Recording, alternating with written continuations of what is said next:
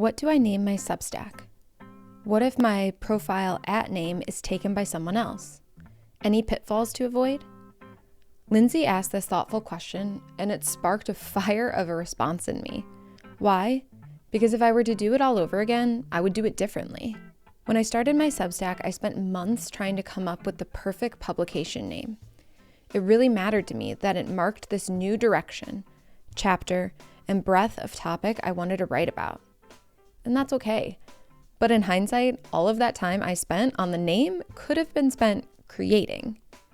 Fast forward to now, after 2 years creating on Substack, I found that what you create, its resonance, and its title and URL matter way more than your publication or handle names. So here's my answer to Lindsay, and what I've found really matters when it comes to naming your Substack. First, you do need to pick a name to get started. You just don't need to spend forever on it. The 2 names that you'll pick are your profile name and your publication name. Watch this video for a simple explanation on the difference between profiles and publication. Your profile name is your @ symbol. Think of this like your social media @ handle. This will be used to tag you on notes. It'll show up when you are posting on notes. And it's also this URL right up here, substack.com/@ and then typically your name. This is not the same though as your publication URL. We'll get to that in a minute. To make it simple, just choose your name. And if your name is taken, then just do the old school, add your middle initial or an underscore, whatever you need to do to make it clean and simple so that it's really easy when people go to tag you to be able to find you and your name. Yes, Google can parse this, but again, your creations are going to move the needle way more than hours spent on this, so you can just set it and forget it. The second name you're going to pick is for your publication, and there are a few routes that you can go here. You can keep it simple and use your name. It's easy to remember, and it's very SEO strong, especially if people are searching for you. You could name it using a strong keyword that people are searching for, like slow living, minimalism, Substack. If that's the title, it'll be right here in your URL. Google will see that and better know what you're creating then. But if a keyword doesn't come to mind immediately, then don't push it. Last but not least, you can focus on a vibe, a brand, a feeling that you want people to leave with. That's what I did, and it's fine. But if I was starting all over again, I would probably just choose my name and move on. It was part of the process that got me to where I am today. So if that's the path that you're going to go down too, go down it. Don't beat yourself up over it.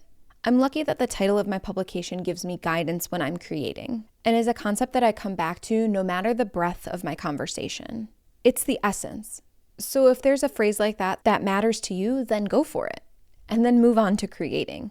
There are a few things that you can do too when you're creating that really move the needle forward, and that's with your title, your URL slug, and your SEO section. It makes a lot of sense to pause and give this naming some thought. If it feels good and true to you, then you've done it. Sometimes what feels good in a title isn't always searchable, and that's when I take to the URL slug to make it more strategic. You can take this post for example. In this one, my title is Why I'm Investing in My Wardrobe for the First Time Ever. The title is something that I think will really connect with my community when they see it in their inbox. But when it comes to SEO, the only word somebody might write is something along the lines of investing in wardrobe. I'm probably not going to rank for that though. That's when I hop down to my SEO options and make sure that I've written this out smartly. Specifically, I'm focusing on my post URL here. In this, I named it Investing in a Minimalist Wardrobe.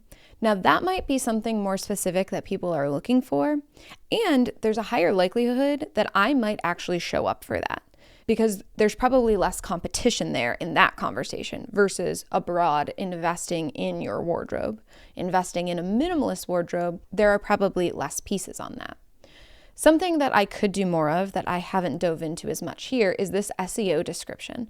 This is another spot where, again, let's say your title isn't named as keyword or SEO friendly, but you have an opportunity to put more of those here, so that at the end of the day, when somebody is searching for the topic that you've talked about, Google can say, oh, this article has what this person is looking for. When all is said and done, your creations are what matter most. What you say, how you say it, and actually creating it. Yes, a name that Google can find, one that isn't too long, vague, hard to spell, or hard to remember, does matter. But what matters most is choosing something you won't feel the need to change 10 times. And then moving forward. If you're feeling stuck with your name or overwhelmed getting started on Substack, that's exactly why I created my Substack mini course and Launchbot. It walks you through the setup step by step, tells you what to do next based on you, and helps you get out of decision fatigue and into creating.